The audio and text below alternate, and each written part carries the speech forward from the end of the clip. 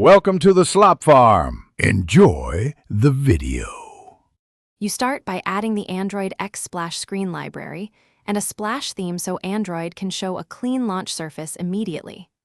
Once done, create a drawable or vector logo and set it as the theme window background.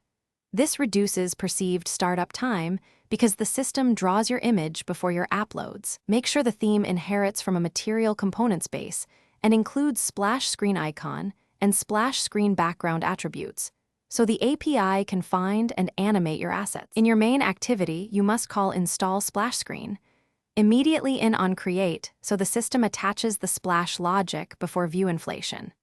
Then, use set keep on screen condition to keep the splash visible while you perform essential init work like reading preferences or loading config.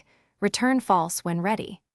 Once initialization is complete, use set on exit animation listener to animate the icon and background with a fade or translation, so the app transitions smoothly and avoids an abrupt jump to your UI.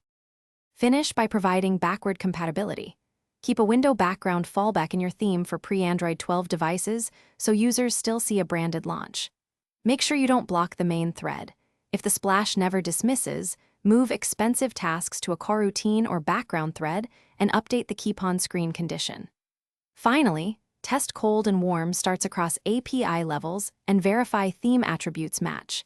If the icon fails to appear, check the theme inheritance and drawable names first. Thanks for watching. Consider subscribing if we helped you today.